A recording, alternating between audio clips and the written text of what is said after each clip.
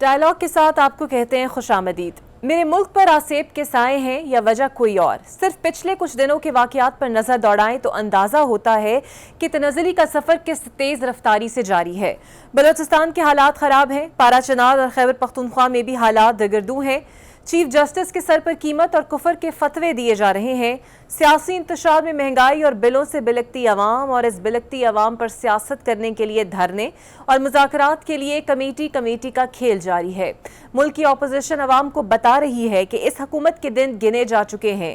خود حکومت اگر اپنے 5ویں 6 مہینے میں ہی کہنا شروع کر دے کہ ہم اپنے 5 سال پورے کریں گے، تو اس کا مطلب یہ ہے کہ اسے اپنی مدت پوری کرنے کا یقین نہیں ہے اور معاملات خرابی کی طرف تیز رفتاری سے رواں دواں ہے۔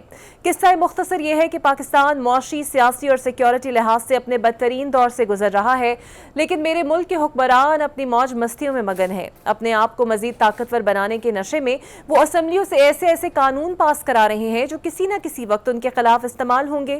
حکومت اقتدار کے نشے میں ریاست کے اہم ستون یعنی عدلیہ کے سامنے آ کھڑی ہوئی ہے۔ آج قومی اسمبلی میں ہونے والی قانون سازی اور کچھ دن پہلے وزیر اطلاعات عطا طارت کی جانب سے کی جانے والی پریس کانفرنس اس بات کا ثبوت ہے کہ حکومت ٹھان چکی ہے کہ وہ عدلیہ کے ساتھ محاذ آرائی میں کسی حد کو ملحوظ خاطر نہیں رکھے گی۔ یہی وجہ ہے کہ آج جلد بازی میں اسمبلی میں ایک کے بعد ایک بل پیش کیے گئے۔ ان میں سے سب سے اہم بل الیکشن ایکٹ میں 2 طرح کی جانے والی ترمیم کا تھا۔ پہلی ترمیم الیکشن ایکٹ 2017 کے سیکشن 66 اور دوسری ترمیم الیکشن ایکٹ 2017 کے سیکشن 104 میں متعارف کروائی گئی ہے۔ پہلی ترمیم میں کہا گیا ہے کہ کسی سیاسی جماعت سے وابستگی کا اقرار نامہ تبدیل نہیں کیا جا سکتا۔ دوسری ترمیم میں کہا گیا ہے کہ جس پارٹی نے مخصوص نشستوں کی فہرست الیکشن کمیشن کو نہ دی ہو، اسے مخصوص نشستیں نہیں دی جا سکتی۔ حکومت اس وقت جلد بازی میں ایسے بلز کیوں منظور کرا رہی ہے؟ حکومت کا عوامی مسائل حل کرنے کے بجائے صرف اپنے مفاد کے لیے کام کرنا کس قدر درست ہے؟ انہی موضوعات پر بات کرنے کے لیے سب سے پہلے میرے ساتھ موجود ہوں گے متحدہ قومی مومنٹ پاکستان کے سینئر رہنما فاروق ستار صاحب۔ بہت شکریہ سر آپ کے وقت کا۔ سر، آج حکومت نے اپنی اتحادیوں کی سپورٹ کے ساتھ 2 مزید ترامیم کا الیکشن ایکٹ 2017 میں جو بل ہے اسے پیش کر دیا ہے۔ سر، آپ کو نہیں لگتا کہ یہ دونوں ترامیم آئین کے ساتھ کھلواڑ یا پھر اعلیٰ عدلیہ کے ساتھ محاذ آرائی کا سبب بن سکتا ہے؟ پہلے تو میں یہ واضح کر دوں کہ دیکھیں، یہ اتنا آسان نہیں اب انٹرپریٹ کرنا آئین کو، اور کسی بھی اس کے تحت جو بھی قوانین بنے، چاہے وہ الیکشن ایکٹ 2017 ہو اور اس میں اگر کوئی ترمیم ہو رہی ہو تو ہم اسے کہتے ہیں کہ آئین کے ساتھ جو ہے وہ یہ اس طرح کی شکے کے متصادم ہے یا کھلواڑ ہے۔ کیونکہ دیکھیں، اب تو پارلیمان کی ایک بڑی تعداد جو ہے یہ بھی انٹرپریٹیشن کر رہی ہے کہ سپریم کورٹ کے کچھ ایسے فیصلے آ رہے ہیں یا کچھ ایسی آبزرویشن آ رہی ہے کہ جو بقول پارلیمان کے سینئر پارلیمنٹیرین سے وہ یہ کہہ رہے ہیں کہ یہ ری رائٹ ہو رہا ہے، آئین جو ہے دوبارہ لکھا جا رہا ہے۔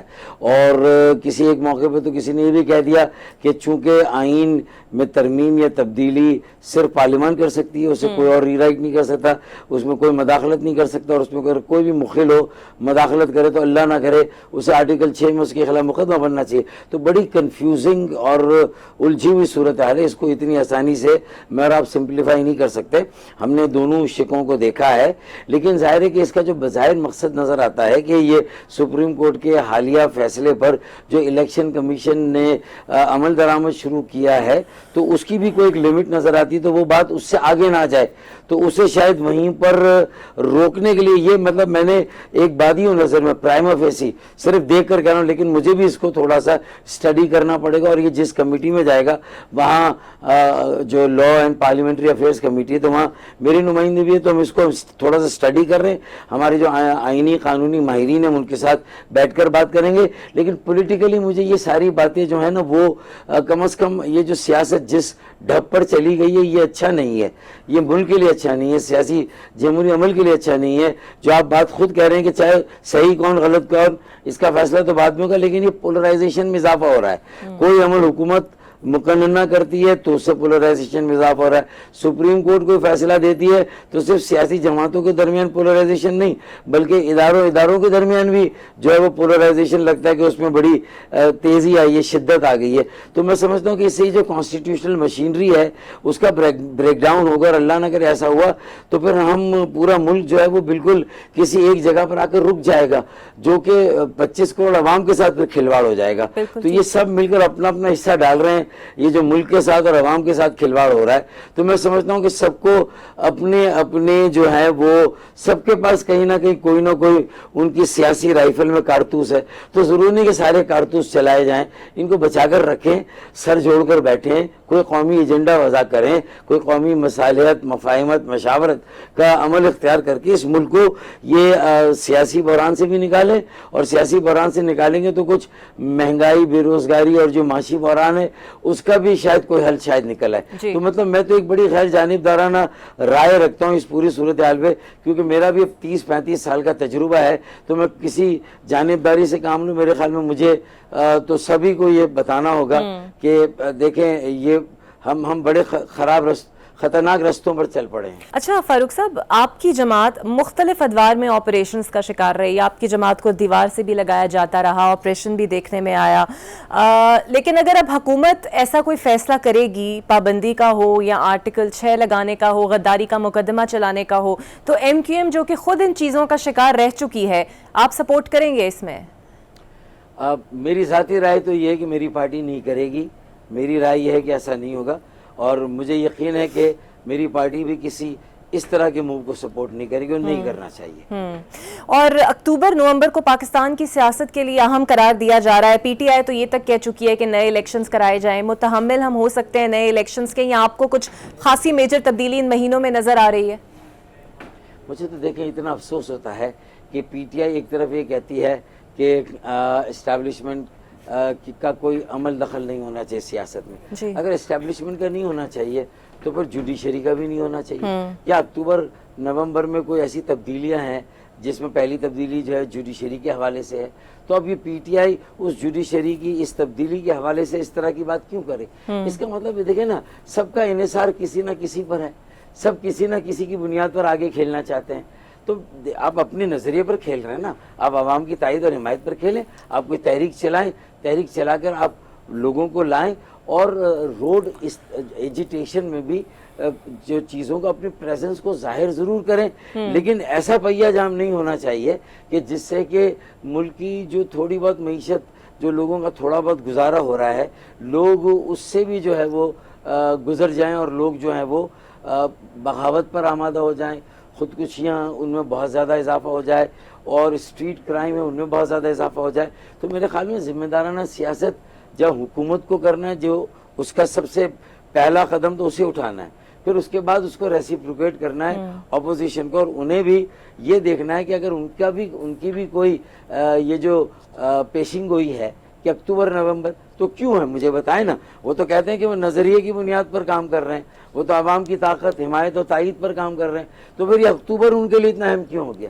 اس کا مطلب یہ ہوا کہ صرف آپ اپنی عوامی، کیونکہ عوامی تائید و طاقت آپ کو پتا ہے کہ اتنا عرصے تک ایجیٹیشن نہیں کر سکتے، پاپولر سینٹیمنٹ کا ہونا اور عوام کو کسی ایک مقصد کے لیے، جس میں بجلی، تیل، گیس، ان کی قیمتیں، ان کے جو ٹیرف اور نرخ کہاں سے کہاں چلے گئے، لوڈ شیڈنگ کے عذاب بجلی کے ہوں، گیس کے ہوں، آئی پی پی کا جو ایک قصہ چھڑا ہوا بری طریقے سے کہ ہم کتنے 2000 ارب روپے تو صرف آئی پی پیز کو سالانہ وہ بجلی پیدا کرے نہ کرے ہمیں دینے پڑ رہے ہیں۔ تو اب ایسی افریت سے جان اگر نہیں چھڑائی جائے گی، اور مل جل کر اپوزیشن اور حکومت پاکستان کے 25 کروڑ عوام کو اس دلدل سے نہیں نکالیں گے، تو پھر اپوزیشن کا موقف سیاسی جمہوری معنوں میں اور آئینی معنوں میں کتنا بھی بظاہر اچھا اور درست نظر آئے، لیکن عوام میں اس کی وہ اپیل نہیں رہے گی کچھ عرصے کے بعد کہ اگر اب یہ مہنگائی، بے روزگاری، اس کا کوئی توڑ نہ نکالا گیا۔ تو میرے خیال میں صرف اکتوبر سے چیزوں کو جوڑ کر آگے کی ساری خواہشات جو اس کی تکمیل کا بندوبست کرنا، میرے خیال میں یہ پھر آگے جا کے آپ کی حکومت اگر بن بھی جائے گی تو آپ بھی کوئی بہت زیادہ کامیابی سے ڈیلیور نہیں کر سکیں گے، آپ بھی پرفارم نہیں کر سکیں گے، کیونکہ ابھی بھی آپ بے ساخی کے سہارے پر چلنا چاہ رہے ہیں۔ تو فاروق صاحب، اس تمام تر مہنگائی کا اور آئی پی پیز اور بجلی کی قیمتیں، آپ کو نہیں لگتا کہ اتحادیوں کو بھی فال آف برڈن سہنا پڑے گا؟ بیکاز یہ بجٹ منظور کرانے میں جس کی وجہ سے قیمتیں بھی بڑھی ہیں، اس میں اتحادیوں نے بھی تو ساتھ دیا ہے سر۔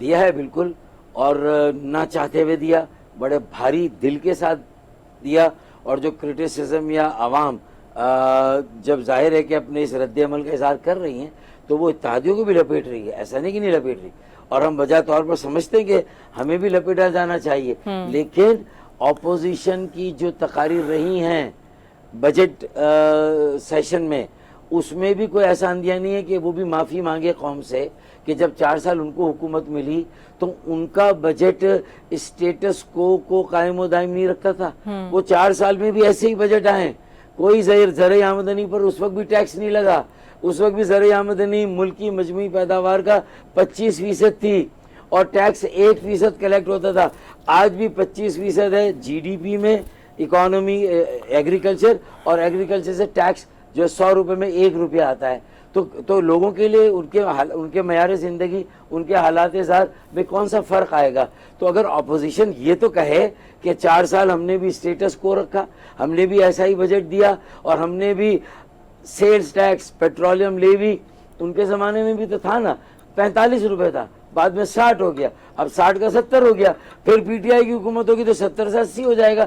گارنٹی چاہیے لوگوں کو، حلفیہ، انہیں یہ اوتھ پر کہنا ہوگا کہ ہم نے غلطی کی، ماننا ہوگا کہ ہم ہی کہتے تھے کہ اسٹیبلشمنٹ اور ہم ایک پیج پر ہے۔ بھائی آج اگر اسٹیبلشمنٹ کسی اور کے ساتھ فرض کر لیں ایک پیج پر ہے تو آپ کو برا لگ رہا ہے، اور اگر آپ کے ساتھ ایک پیج پر ہو تو ٹھیک ہے، تو اس کا مطلب ہے کہ ساری پارٹیاں بھی کہیں نہ کہیں کسی نہ کسی آسرے میں ہیں، کسی نہ کسی کے سہارے پہ آگے بڑھنا چاہتی ہیں۔ اپنے بلبوتے پہ کون ہے، اپنے نظریے پہ کون ہے، اور عوام میں اور کارکنوں کو کہاں نظریاتی بنایا گیا، ان کی کہاں ذہن سازی کی گئی، ان کو کہاں ان چیلنجز کے لیے تیار کیا گیا۔ تو میرے خیال میں صرف اقتدار کا حصول ہی مجھے تو اب 3 بڑی پارٹیاں ہیں، پہلے Peoples Party, P M L N تھی، اب پی ٹی آئی آ گئی، اب یہ تینوں کی باریاں لگا کریں گے، آپ دیکھ لیجئے آگے 10-15 سالوں میں یہی سینیریو ہوگا۔ لیکن اللہ جی جو فاروق صاحب، آپ کو لگتا ہے کہ اب وہ جو گارنٹیز مانگ رہے ہیں یا پھر جن کے کندھوں پہ آنا چاہتے ہیں، ان کے لیے بانی پی ٹی آئی اب ڈائریکٹ پیغام بھجوا رہے ہیں کہ آپ نیوٹرل ہو جائیں اور ہم سے بات کریں، تو اب ان کی طرف سے کیا رسپانس آپ ایکسپیکٹ کر رہے ہیں، یا پھر وہ بات چیت کریں، یا پھر سیاسی جماعتوں کو انیشیٹ کرنا چاہیے، کیونکہ وہ سیاسی جماعتوں سے تو بات کرنا نہیں چاہتے؟ دیکھیے، وہ سیاسی جماعتوں سے بات نہیں کرنا چاہیں گے، یہ ان کی ایک اور غلطی ہوگی۔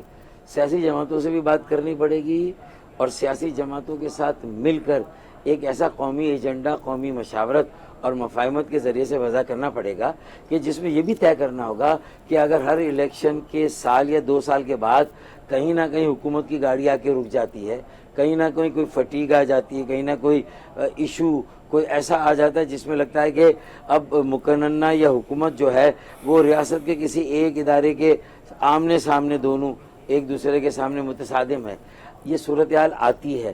تو اگر یہ صورتحال ہر حکومت کو درپیش آتی ہے، ہر الیکشن کے سال یا 2 سال کے بعد ایسی صورتحال ہوتی ہے، تو پھر میں سمجھتا ہوں کہ یہ طے کرنا ہے کہ پھر الیکشن لڑنا ہی نہیں لڑنا۔ پھر دیکھیں نا، ہوا کے دوش پر رکھے ہوئے چراغ ہیں ہم، جو بجھ گئے تو ہوا سے شکایت ہے کیسی؟ آپ چراغ جلانا بھی ان کی مدد سے چاہتے ہیں، اور پھر اگر وہ ہوا جب تیز چلنے لگتی ہے اور اس میں چراغ بجھنے لگتے ہیں تو آپ شکایتیں کرنے لگتے ہیں۔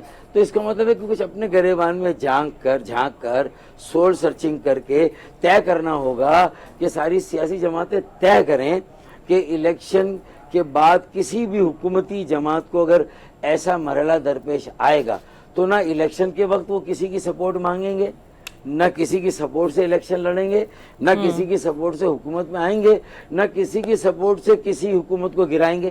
یہ طے کریں نا، یہ ساری جماعتیں آپس میں ایک دوسرے کو لکھ کر دیں، عوام کے سامنے حلف اٹھائیں، کوئی نہ کوئی راستہ تو نکالے نا، سیاسی جماعتوں کو نکالنا ہے، باقی سب تو خود بخود نیوٹرل بھی ہو جائیں گے، غیر جانبدار بھی ہو جائیں گے۔ لیکن بات یہ کہ آپ کے پاس ایک ایجنڈا ہے اگلے الیکشن لڑنے سے پہلے۔ انتخابی اصلاحات کا کتنا شور مچایا گیا تھا، اور انتخابی اصلاحات ہوئے، ساری جماعتوں نے مل کر کیے، لیکن جو اصل اصلاحات ہونی تھی وہ نہیں ہوئی، کہ امیدواروں پر تو پابندی لگ گئی کہ 30 لاکھ سے زیادہ ایک ایم این اے خرچ نہیں کر سکتا، لیکن سیاسی جماعتوں پر پابندی نہیں لگی۔ کس نے مخالفت کی، پابندی کی؟ پی ٹی آئی نے، پیپلز پارٹی نے، پی ایم ایل این نے، کیونکہ 2018 کے الیکشن اور 2024 اربوں روپے تینوں جماعتوں نے خرچ کیے الیکشن میں، اربوں روپے خرچ ہوتے ہیں اشتہارات پر، اور اربوں روپے اپنے تشہیر پر خرچ ہوتے ہیں، لیول پلینگ فیلڈ ہے ہی نہیں۔ تو جو دیکھیں نا، ایک عام مڈل کلاس آدمی کہاں الیکشن لڑ سکتا ہے؟ کروڑ روپے کا الیکشن ایک عام کارکن کسی پارٹی کا الیکشن کہاں لڑ سکتا ہے؟ یہ بنیادی بات ہے۔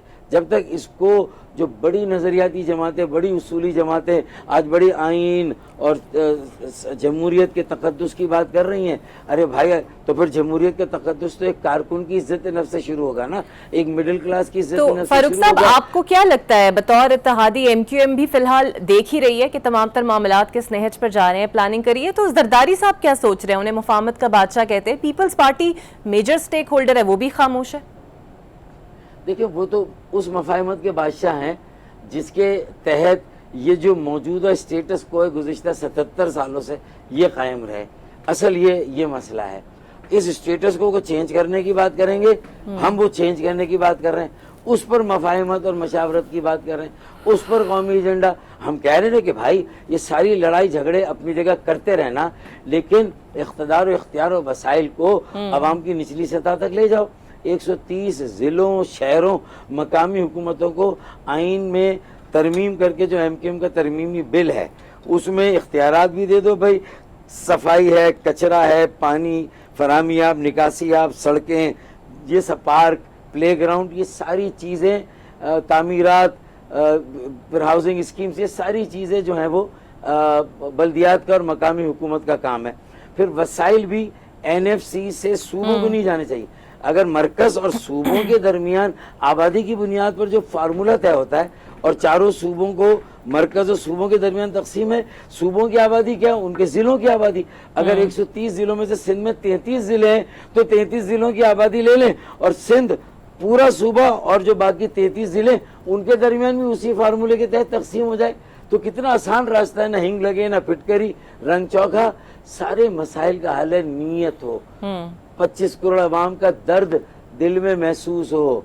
رات کو لائٹ نہیں, دن میں گیس نہیں, پانی ٹینکروں کے ذریعے آئے. جس شہر میں جو 4000 ارب کا ٹیکس دے, اگر آج اس شہر کا یہ حال ہو کہ 20 منٹ کی بارش میں وہاں کی سڑکیں دھل جائیں, وہاں کا بجلی کا نظام فیل ہو جائے, اور پھر بھی وہ 4000 ارب کا ٹیکس دے جو کہ 50% ہے پورے ملک کا ریونیو, میرے خیال میں یہ انصاف نہیں ہے, یہ ظلم ہے, یہ ختم ہونا چاہیے. تو فاروق صاحب آپ کیا سمجھتے ہیں, جو وعدے بطور اتحادی آپ کے ساتھ نون لیگ کی جانب سے کیے گئے کراچی کو لے کر, سندھ کو لے کر, وہ کچھ پورے ہوئے, کچھ وفا ہوئے؟ نہ مہنگائی, نہ بے روزگاری کے خاتمے کے لیے کوئی اسٹیپ ہوا, نہ بجلی تیل گیس کی قیمتوں کو کم کرنے کے لیے کچھ ہوا. ابھی تک آئی پی پیز کے لیے ایک جماعت دھرنا دے رہی ہے. ہم بھی بیٹھے ہوئے اسلام آباد میں پرائم منسٹر سے ملنے کے لیے کہ یہ آئی پی پیز کا قضیہ حل کرے, اور یہ حل یہ قابل حل ہے, یہ حل ہو سکتا ہے, ہمارے پاس اس کے سلوشن ہے. ہم نے انٹرویوز میں بھی اس کی تفصیل بتائی ہے. اچھا دوسرا, ہاں ایک چیز ہمیں انہوں نے لالی پاپ دی ہے اور اس میں ہمیں کچھ تھوڑی سی صداقت کہ 50 ارب روپے پہلی مرتبہ اضافی جو 26 کروڑ یومیہ اضافی پانی کی فراہمی کا منصوبہ ہے K4, اس کے لیے 50 ارب روپے بجٹ میں رکھے گئے. اگر 2 سال میں 50 ارب رکھ کے یہ منصوبہ مکمل ہو گیا تو لوگوں کو یہ کم از کم ہوگا کہ ایم کیو ایم نے ان کا یہ ایک بڑا دیرینہ مطالبہ حل کر دیا. 10 کروڑ گیلن پانی K2 فاروق بھائی لائے تھے, 10 کروڑ گیلن پانی آخری K3 مصطفیٰ کمال لائے تھے 2008 کے بعد. ایک بوند اضافی پانی نہیں آیا جب سے واٹر بورڈ پیپلز پارٹی کے پاس گیا. اگر یہ کسی طرح شہباز شریف صاحب, ان کی حکومت اور ہم مل کر اگر یہ کر دیتے ہیں تو میرے خیال میں یہ بھی بہت سارے لوگوں کے آنسو پہنچ دے گا, اور بہت سارے لوگوں کو ایک امید ہوگی, انویسٹمنٹ شروع ہو جائے گی, اور پھر شاید بجلی اور گیس کے مسائل بھی اسی میں سمجھتا ہوں انرجی اور جو یہ جو جذبہ ہوگا, پھر وہ بجلی اور گیس کے مسائل اور پانی کے مسائل بھی اور دیگر مسائل بھی حل ہوں گے, حل ہو سکتے ہیں. اچھا سر, بانی پی ٹی آئی جو اسٹیبلشمنٹ سے مذاکرات کرنا چاہتے ہیں اور انہیں سیاست میں لانا چاہتے ہیں یا انڈائریکٹلی این آر او مانگ رہے ہیں, آپ کو لگتا ہے یہ جو یو ٹرن ہوا ہے بیانیے کا, ان کے فالوورز اور عوام ایکسیپٹ کر پائیں گے؟ دیکھیں ان کے فالوورز کو بھی بہت زیادہ تر دیر تک اس خوش فہمی میں نہیں رہنا چاہیے کہ 77 سالوں سے ملک میں ایک ریالٹی ہے, ٹھیک ہے نا. اچھا اب دیکھیں, اب پابندی سلاسل ہے, اس کو کتنا 1.5 سال سے زیادہ کا مطلب 1.5 سال کا عرصہ تو ہو ہی گیا نا تقریباً. اب اگر یہ وقت اسی طرح گزر رہا ہے تو پھر اب سارے اکابرین کے عمریں 70 سے کم نہیں ہیں. پی ٹی آئی ہو, پی ایم ایل این ہو, پیپلز پارٹی ہو, اور جماعت اسلامی میں اب تھوڑا چینج آیا ہے. نہیں سر, بلاول بھی کم عمر کے ہیں. فضل الرحمان ہو اور اسفندیار ولی 70+ ہے. ایم کیو تھوڑی سی خوش قسمت ہے کہ ابھی 60+ پر وہ. نہیں سر, بلاول بھی کم عمر ہے. بلاول اور مریم تو ایک لیگیسی کی نمائندگی ہے نا بیوی, وہاں کوئی قیادت تھوڑی, سارے رہنما جو 70 سال سے اوپر ہیں وہ ریپلیس ہو گئے, وہ تو ایک علامت ہے, مطلب چاول کا ایک دانہ ہے. ہمیں تو پوری دیگ جو ہے وہ چاہیے, نئی قیادت ہو, گرم دیگ ہو, نئی پکی ہوئی ہو, تازہ ہو, لوگوں کو بریانی کھانے میں مزہ بھی آئے. ابھی تو یہ سب پرانے چاول ہو گئے نا, لوگ کھا کر کہتے ہیں پرانے چاول ہیں. تو میں سمجھتا ہوں کہ نئے آئیڈیاز کے لیے ویژن ہوگا پرانے چاولوں کے پاس, ہم سب کے پاس. میں نے تو خود اپنے یوتھ کنونشن میں پرسوں یہ کہا تھا نا کہ بھئی ہمیں بہت شہباز شریف مل گئے, فضل الرحمان مل گئے, عمران خان مل گئے, زرداری مل گئے, فاروق ستار, مصطفیٰ کمال, خالد مقبول مل گئے. اب ہمیں بل گیٹس چاہیے, اب ہمیں ایلان مسک چاہیے, اب ہمیں جیف بیزوس چاہیے, اب ہمیں وہ اسٹیو جابس, جانی کیش, باب ہوپ, اب ہمیں یہ چاہیے. تو میں نے تو یہ ساری باتیں رکھی ان کے سامنے. بالکل صحیح, بچے خوش تھے کیونکہ ان کی لینگویج میں ہم نے بات کی. بالکل صحیح. سر ایک آخری سوال ہے, M Q M Pakistan, M Q M London سے جائیدادوں کا کیس ہار چکی ہے اور تمام جائیدادوں کا فیصلہ بانی ایم کیو ایم کے حق میں ہو چکا ہے. آپ کی جماعت اب اس بارے میں کوئی لائے عمل اپنائے گی, کچھ سوچ رہی ہے؟ دیکھیں ہمارا موقف تو وہی ہے, ہم نے جب کیس کیا تھا تو ہم نے یہ سمجھ کے کہ بھئی یہ سارا کا سارا جو بھی جائیداد ہے, جو پراپرٹیز ہیں, یہ پاکستان کے اور ایم کیو ایم سے جو متعلق غربا غریب ہیں, مڈل کلاس ہے, یہ ان کا حق ہے. شہداء کی فیملیز ہیں جو اسیران ہیں یا جنہوں نے قربانیاں دی ہیں, یا عام مسکین, مساکین اور مستحقین, ان کا حق ہے. لہٰذا یہ ان کو ملنا چاہیے. آپ مجھے بھی نہ دیں ایم کیو ایم کو, لندن ایم کیو ایم کو نہ دیں, پاکستان ایم کیو ایم کو نہ دیں, لیکن کوئی ایسا ٹرسٹ بننا چاہیے جس پر لوگوں کا بھروسہ ہو, یا جو پہلے سے موجود اگر ایسی مستند اور قابل قبول غیر سرکاری تنظیمیں ہیں انہیں بھی یہ ساری چیزیں دی جا سکتی. یا ہم ایسا ٹرسٹ بنائیں جس میں جے ڈی سی کے بھی 2 لوگ ہوں, بشیر فاروقی صاحب, سیلانی ٹرسٹ کے بھی 2 لوگ ہوں, تاکہ یہ پولیٹیکل بنیادوں پہ اسے استعمال نہیں ہونا چاہیے. تو یہ تو ہم اپنے موقع پر کھڑے ہیں. میرے خیال میں یہ وہ کیس جیتے نہیں ہیں, لندن ایم کیو ایم نے یہ کیس جیتا نہیں ہے, نہ ہم نے ہارا ہے, بلکہ ری ٹرائل ہو رہا ہے. 2 نکات واضح نہیں ہے, وہ دوبارہ چلے گا, وہ نکات واضح ہو جائیں گے, پھر فیصلہ آ جائے گا. تو یہ بالکل غلط تاثر ہے کہ ایم کیو ایم لندن نے یہ کیس جیتا, ایسا نہیں. بالکل صحیح. بہت شکریہ. فاروق ستار صاحب میرے موجود تھے, اور اب دیکھتے ہیں اتحادی بطور ایم کیو ایم کا کیا موقف آتا ہے ان 2 آئینی ترامیم پر. ہم ایک بریک لیتے ہیں اور بریک کے بعد جماعت اسلامی کے رہنما سراج الحق صاحب میرے ساتھ موجود ہوں گے. Welcome back. میرے ساتھ موجود ہے جماعت اسلامی کے اہم رہنما سراج الحق صاحب. بہت شکریہ سراج الحق صاحب آپ کے وقت کا. سر, جماعت اسلامی کا دھرنا اور اس میں جو بنیادی مسائل ہیں وہ مہنگائی ہے, بجلی کی قیمتیں ہیں, بھاری بلز ہیں, جماعت اسلامی کے پاس ان کا کوئی حل موجود ہے؟ اور آپ کو لگتا ہے کہ حکومت کے پاس بھی صدقے دل سے چاہے تو حل کر سکتی ہے, اگر حل موجود ہے تو, کیونکہ یہ کافی پیچیدہ مسئلے ہیں؟ بسم اللہ الرحمن الرحیم. ہمارے ساتھ بالکل حل موجود ہے, ایک متبادل پورا نظام موجود ہے, لیکن یہ حل بتانا, حل کرنا یہ ہے حکومت کا کام. ویسے آپ کو بتانا چاہتا ہوں, ایک بادشاہ تھا, اس نے ایک عالم کو بلایا تھا اور ان سے یہی سوال کیا تھا کہ اس وقت اللہ کیا کر رہا ہے. انہوں نے جواب دیا کہ میں آپ کو بالکل بتاؤں گا کہ اللہ کیا کر رہا ہے, لیکن ایک کام کرے, اور وہ یہ کہ آپ تخت سے اترے, مجھے وہاں پر بٹھا دے. تو جب وہ تخت سے اتر گئے اور وہ عالم وہاں پر بیٹھ گیا تو انہوں نے جواب دیا کہ اللہ اس وقت یہ کر رہا ہے کہ ایک کو ہٹاتا ہے اور دوسرے کو بٹھاتا ہے. تو بجلی کا جو مسئلہ ہے نا, یہ ناممکن نہیں ہے اس کا حل, اس لیے کہ پاکستان کے ساتھ وہ بنیادی وسائل موجود ہے. پانی موجود ہے, یہاں وینڈ موجود ہے ہوا کے ذریعے, پھر سولر, اور پھر کوئلہ, یعنی 25 کروڑ ڈالر کا کوئلہ ہمارے ساتھ موجود ہے. اس کے باوجود اگر بجلی کی قلت ہے تو اس وجہ سے نہیں ہے کہ یہاں وسائل یا ماحول نہیں ہے, مس مینجمنٹ کا, کرپشن کا اور توجہ نہ دینے کا ہے.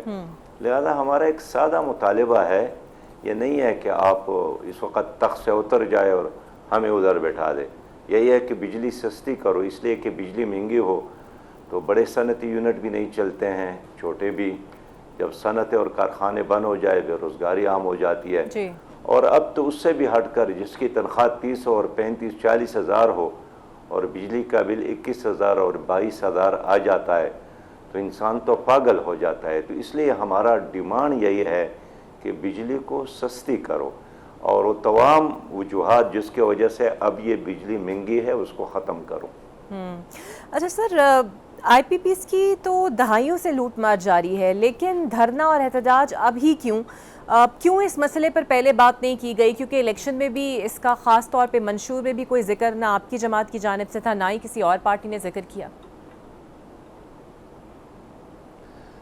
دیکھیے سسٹر، یہ آج کا مسئلہ نہیں ہے۔ آپ کو یاد ہوگا کہ اکتوبر کے مہینے میں جماعت اسلامی نے اسی آئی پی پیز، بجلی کی قیمتوں میں اضافہ اور مہنگائی کے خلاف دھرنا دیا تھا 3 دن کا گورنر ہاؤس پشاور پر، پھر 3 دن کا دھرنا دیا تھا گورنر ہاؤس لاہور پر، پھر دھرنا دیا تھا کراچی میں، پھر دھرنا دیا تھا کوئٹہ میں۔ لیکن اس مہم کو اس وقت اس لیے ہم نے چھوڑا کہ طوفان الاقصی ہو گیا اور غزہ پر، فلسطین کے سرزمین پر اسرائیل نے حملہ کیا اور وہاں قتل عام شروع ہوا۔ تو ہم نے اس مہم کو چھوڑ کر فلسطینیوں کی حمایت میں اور غزہ کی حمایت میں اپنی مہم شروع کی ہے۔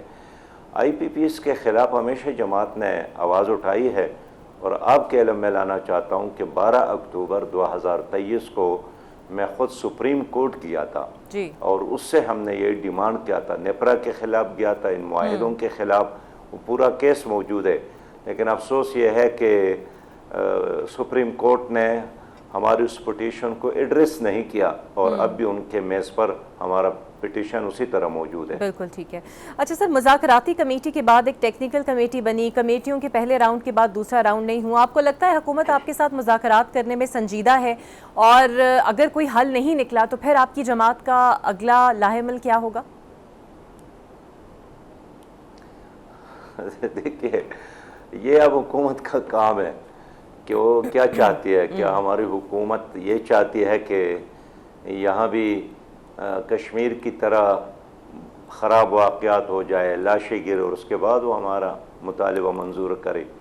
یا حکومت یہ چاہتی ہے کہ ہم پنڈی چھوڑ کر ڈی چوک کی طرف آ جائیں؟ یا حکومت یہ چاہتی ہے کہ ہمارا یہ احتجاج یہ پورے ملک میں پھیل جائے؟ اس لیے ہم چاہتے ہیں کہ وقت ضائع کیے بغیر حکومت کو اس مسئلے پر غور کرنا چاہیے، اور غور تو وہ کر رہی ہوگی۔ ہم چاہتے ہیں کہ یہ مسئلہ حل ہو جائے، اور اس کے 2 3 4 پہلے سٹیپ ہم نے ان کے سامنے رکھے ہیں کہ جو اس وقت حکومت کے لیے بالکل ممکن ہے، اس میں ناممکن کوئی چیز نہیں ہے۔ یعنی ہم یہ تو نہیں کہتے ہیں نا کہ راتوں رات آپ بادشاہ ڈیم بنا لیں۔ ہم یہ کہتے ہیں کہ آپ جو لوگ 500 یونٹ بجلی خرچ کرتے ہیں ان کی قیمتوں میں بنیادی طور پر 50% کمی کر لیں۔ ہم یہ چاہتے ہیں کہ جو لوگ بڑے بڑے آفیسرز ہیں اور یہ 1,40,000 کی تعداد میں ہیں، ان کے جو مفت بجلی وہ کھاتے ہیں اور یوز کرتے ہیں اس کو ختم کریں۔ ہمارا یہ مطالبہ ہے کہ جو گھریلوی صارفین ہیں ان کے بلوں میں آپ سیلز ٹیکس ختم کریں، انکم ٹیکس ختم کریں، اس لیے کہ ایک عام غریب آدمی کا اس سے کیا تعلق ہے۔ ہمارا یہ مطالبہ ہے کہ چلے ایک تھرڈ پارٹی آڈٹ کر لے تاکہ آپ کو پتہ چلے کہ یہ ہماری کمپنیاں کیا کر رہی ہیں۔ اور اس سے آسان بات یہ ہے کہ چلے آئی پی پیز بھی کچھ وہ ہے جس میں پرائیویٹ لوگ انوالو ہے، لیکن جو سرکار کی اپنی کمپنیاں ہیں اور جو تقریباً 10,000 میگا واٹ بجلی بناتی ہیں، کم از کم اس پہلے مرحلے میں آپ اس میں قیمتوں میں کمی لائیں۔ پھر یہ جو کیپیسٹی چارجز ہے، یہ تو ایسا ایک پاگل پن ہے سسٹر کہ کوئی پاگل بھی اس طرح معاہدہ نہیں کرتا ہے کہ فرض کرے اگر آپ کی کیپیسٹی 10 کروڑ یونٹ پیدا کرنے کا ہو اور میں نے آپ سے 5 کروڑ بجلی خرید لیا، اور یہ جو 10 کروڑ کی جو صلاحیت ہے آپ نے اس کو یوز ہی نہیں کیا، آپ نے وہ بجلی پیدا ہی نہیں کی، آپ کا اس پہ کوئی خرچ نہیں آیا، لیکن چونکہ آپ 10 کروڑ یونٹ بجلی بنا سکتے ہیں اس لیے اب میں آپ کو اس کی قیمت ادا کروں گا، اور حکومت یہی قیمت پھر عوام سے لے لیتی ہے۔ تو ہمارے معلومات کے مطابق ایک بڑی تعداد ایسی ہے جو یعنی 48% ایسے ہیں جو آئی پی پیز میں ہیں، کمپنی کے وارثین ہیں، مالکان ہیں، جو پرائیویٹ ہے، عام لوگ ہیں، اور اس میں 52% ایسا ہے جو حکومت کے اپنے ادارے ہیں، تو جو آپ کے اپنی مٹھی میں ہے اس سے تو کوئی بین الاقوامی معاہدہ انوالو ہی نہیں ہو، تو آپ ہی کی اپنی بات ہے۔ تو میں یہی چاہتا ہوں کہ ہم اس وقت حکومت کو تخت سے اتارنے کی بات نہیں کرتے، ہم یہی چاہتے ہیں کہ بجلی سستی کرو تاکہ لوگ سانس مسائل حل کریں۔ ٹھیک ہے سراج صاحب، پی ٹی آئی نے آپ کے دھرنے کو سپورٹ کرنے کا اعلان کیا ہے، ساتھ ہی ساتھ پی ٹی آئی نئے انتخابات کا بھی مطالبہ کر رہی ہے، تو کیا جماعت اسلامی بھی تحریک انصاف کو اس میں سپورٹ کرے گی؟ کیونکہ جو امیر جماعت اسلامی ہے وہ تو مینڈیٹ کی واپسی کی بات کر رہے ہیں، لیکن بہرحال مسئلہ تو کسی نہ کسی طریقے سے حل کرنا ہے، تو کیا آپ مینڈیٹ کے حوالے سے بھی حکومت کے سامنے تحفظات رکھ چکے ہیں یا رکھیں گے؟ دیکھیے، ایک الیکشن کے بعد ہمارا یہ موقف ہے، ایک ابھی جس پہ ہم نے دھرنا دیا ہے ہمارا یہ موقف ہے، ہمارا شروع سے یہ موقف ہے کہ ایک جعلی الیکشن ہے۔ ہم نے پہلے دن مطالبہ کیا تھا، جس دن الیکشن ہوا تھا تیسرے دن ہماری پریس کانفرنس ہوئی تھی، اس میں ہم نے الیکشن کمیشن سے استعفیٰ کا مطالبہ کیا تھا، اس لیے کہ یہ عوام کو حق نہیں دے سکے، عوام کے ساتھ انصاف نہیں کر سکے، اپنے حلف جو انہوں نے اٹھایا تھا کہ میں شفاف الیکشن میں اپنا کام کروں گا، وہ شفاف الیکشن نہیں دے سکے، اس لیے ان کو استعفیٰ دینا چاہیے۔ ایک بات تو یہ، دوسرا یہ کہ نئے الیکشن سے قبل تمام سیاسی جماعتوں نے مل کر یہ دیکھنا ہے کہ اگر کل الیکشن ہو کس کے نگرانی میں کریں گے، کیا فوج کی نگرانی میں کریں گے، کیا عدلیہ کی نگرانی میں کریں گے، کیا اس الیکشن کمیشن کی نگرانی میں کریں گے۔ تو پہلے الیکشن سے قبل ایک شفاف نظام بنانے کی ضرورت ہے۔ تو یہ تو جائز نہیں ہے کہ ابھی آپ نے 70 بلین اس پر خرچ کیا اور الیکشن ہو جائے، اس کے بعد پھر ہمارا ایک اور لڑائی شروع ہو۔ تو میں تو سیاسی جماعتوں کو یہی مشورہ دینا چاہتا ہوں کہ آئندہ الیکشن پر بات کرنے سے پہلے ایک شفاف الیکشن کیسے ہو، اس پر ہمیں بات کرنے کی ضرورت ہے۔ اچھا سراج صاحب، ڈپٹی کمشنر راول پنڈی نے D G P H A M D واسا اور سب کو احکامات دیے کہ جماعت اسلامی کا جو دھرنا ہے اس میں مناسب انتظامات صفائی کے اور مناسب مشینری بھیجی جائے تاکہ کسی قسم کی شکایت نہ ہو، اور اسی طرح آپ کے گرفتار کارکن بھی رہا کر دیے جاتے۔ لیکن دوسری جانب ایک جماعت کو عدالتوں کے کہنے کے باوجود جلسہ تو کیا ریلی نکالنے کی اجازت نہیں ہے۔ آپ کو لگتا ہے یہ درست رویہ ہے حکومت کا، ایک جماعت کے ساتھ احسن طریقہ دوسرے کو اجازت نہ دینا؟ دیکھیے، جماعت اسلامی کا شروع سے یہ موقف ہے کہ تمام سیاسی جماعتوں کو جلسہ، جلوس، دھرنے، ریلی نکالنے کا حق ہے، دیا جائے۔ اور پی ٹی آئی کے کارکنان کو گرفتار کیا، پی ٹی آئی کے خواتین پر تشدد اگر کیا گیا، وہاں لوگوں کو اگر جیلوں میں ڈالا گیا ہے، ہم نے تو ڈے ون سے ہی ڈیمانڈ کیا ہے کہ ان کے ساتھ جمہوری رویہ اپنایا جائے۔ لیکن اب یہ کویسچن کرنا کہ اگر ان کو اجازت نہیں ہے تو آپ کو کیوں اجازت ہے؟ ہمارا ایک جمہوری حق ہے، ہم نے حاصل کیا، اور اس پر ہم کوئی کمپرومائز کرنے کے لیے تیار نہیں ہے، وہ بھی نکلے۔ باقی آج بھی میرا ڈیمانڈ یہی ہے کہ ان کے لوگوں کو رہا کیا جائے، ان کے ساتھ انصاف کیا جائے، ان کو جلسہ کرنے کا، ڈی چوک میں آنے کا، بیٹھنے کا پورا موقع دینا چاہیے، اس لیے کہ اگر آئین اور قانون اجازت دیتا ہے تو آپ کون ہیں اس پر ہاتھ ڈالنے والے؟ تو سراج صاحب، اب دوبارہ مذاکرات آپ کے کب ہوں گے اور کتنی دیر تک یہ جاری رہ سکتا ہے؟ کیونکہ ابھی تک تو حکومت سست روی دکھا رہی ہے آپ کی جانب۔ دیکھیے سسٹر، افسوس کی بات ہے کہ اس وقت کوئی حکومت ہے ہی نہیں۔ پیپلز پارٹی اور مسلم لیگ کا ایک مشترکہ حکومت ہے، اور پیپل پارٹی بھی اپنے آپ کو تعلق سمجھتی ہے کہ وہ میٹھا میٹھا ہپ ہپ اور کڑوا کڑوا، تو جہاں مسائل کی بات آتی ہے تو وہ کہتے ہیں کہ اس میں تو ہمارا کام ہی نہیں ہے، اور جہاں میٹھا کھانے کی نوبت آتی ہے تو وہاں پہلے آ جاتے ہیں۔ پھر یہ ہے اس حکومت کو کون چلا رہا ہے؟ کیا اسٹیبلشمنٹ ذمہ دار ہے، مسلم لیگ ذمہ دار ہے، پیپلز پارٹی ذمہ دار ہے؟ کوئی اس کو اون کرنے والے نہیں ہے، ایک لاوارث نظام ہے، ایک لاش کی طرح یہاں حکومت اسلام آباد میں پڑی ہے۔ لیکن ہماری مجبوری ہے، جو بھی اپنے آپ کو حکومت کہتے ہیں اسی سے ہم بات کرتے ہیں۔ تو اب کتنا دیر یہ ہمارا دھرنا جاری رہے؟ یہ اس وقت تک جاری رہے گا جب تک ہمارے مسائل حل نہ ہوں۔ اب اگر حکومت نے جلد ہماری مسائل حل کیے، میرا مسئلہ نہیں ہے، آپ کا مسئلہ بھی نہیں ہے، پوری قوم کا مسئلہ ہے۔ اس وقت الیکشن بھی نہیں ہے نا کہ ہم کسی الیکشن کے خاطر یہ کام کر رہے ہیں، اس وقت 100% ہم عوام کے لیے میدان میں کھڑے ہیں۔ تو میں یہی مشورہ دوں گا حکومت کو کہ اس سے پہلے کہ بالآخر آپ کشمیری میں جو کچھ ہوا، لیکن تبھی انہوں نے سب کچھ کیا جب وہاں کچھ لاشیں گریں اور خون بہا اور لوگ مر گئے، پھر جا کر اس حکومت نے تمام مسائل حل کر دیے. تو میں یہی مشورہ دوں گا کہ خون بہے بغیر آپ قوم کی بات مان لے, آواز سن لے اور اس مسئلے کو حل کرے. یہ ایسا کوئی ناجائز, غیر قانونی, غیر آئینی مسئلہ نہیں ہے. بہت شکریہ سر آپ کے وقت. آپ دیکھتے ہیں اتحادی اور جماعت اسلامی حکومت کو ٹف ٹائم دینے میں کامیاب ہوں گی, اور کیا واقعی عوامی مسائل حل ہو پائیں گے؟ دوبارہ ملاقات ہوگی آپ سے کل. اللہ حافظ.